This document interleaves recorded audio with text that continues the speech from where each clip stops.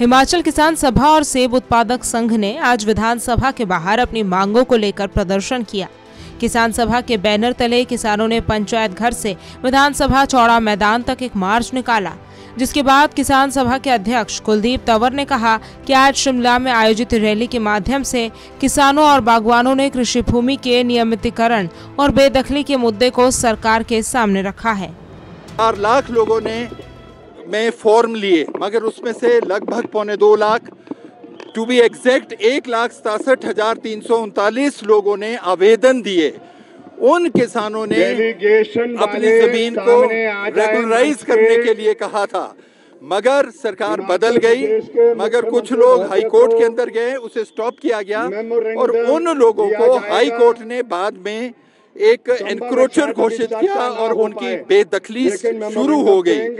उसके अलावा पूरे हिमाचल प्रदेश के अंदर जो एक आपदाएं आती है, उसमें जो लोगों की जमीन जब बह जाती है या पानी में चली जाती है, तो उसके बदले में हिमाचल सरकार कोई भी जमीन नहीं दे पाती। इस तरह के मुद्दे हिमाचल प्रदेश में पूरा हमारा जो पेप्सू का इलाका है, जो सोलन है, कसौली, नालागढ़ वाला इलाका है, पंजाब वाला, वहाँ पर चुकौतेदार किसान हैं, उनके नाम से अभी तक जमीन नहीं चढ़ी। कांगड़ा, हमीरपुर, ऊना में अभी तक वहां पर खुदराओ दरख्तान मलकियत सरकार के नाम से 55,000 केसेस अभी लंबित पड़े हुए हैं।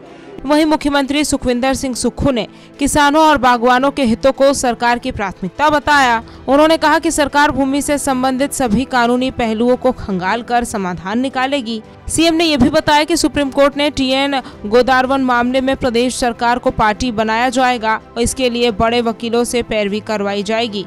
मुख्यमंत्री ने कहा कि इन मामलों पर जल्द ही बैठक बुलाकर विचार किया जाएगा।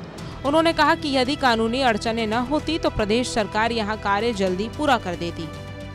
कई बार मेरे सामने रोहित ठाकुर जी ने जुब्बल कोड खाई और इससे संबंधित बात उठाई।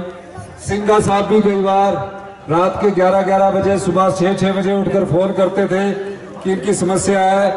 फिर हमने रेवेन्यू मिनिस्टर जगत सिंह जी के नेतृत्व में एक टीम बनाई है और मैं आपको ये कहना चाहता हूँ, यहाँ कानूनी अड़चन नहीं होती तो हमारी सरकार इस कार्य को कर देती। लेकिन हमने जैसे भी किसानों की बात सुनी, किसानों की जमीनें नीलाम हो रही थी, हमने उनको नीलामी से रोकने के लिए एक बजट में घोषणा की है।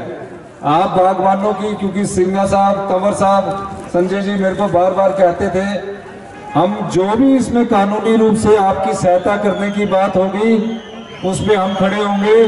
और जो नारे जो आप लगा रहे हैं कि आपको जगह मिलनी चाहिए, मैं उसका पक्षधर हूं, मैं उसका विरोधी नहीं हूं।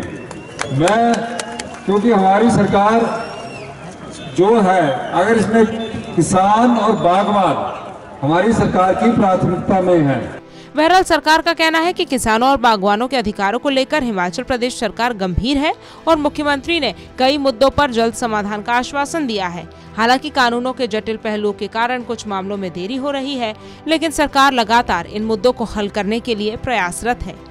किसान संगठन सरकार से ये उम्मीद कर रहे हैं कि उनकी समस्याओं का समाधान शीघ्र से शीघ्र हो, ताकि वो अपनी भूमि से बेदखली से बच सके और कृषि भूमि के नियमितीकरण का लाभ उठा सके। शिमला से कमल ठाकुर की रिपोर्ट, सूर्य समाचार।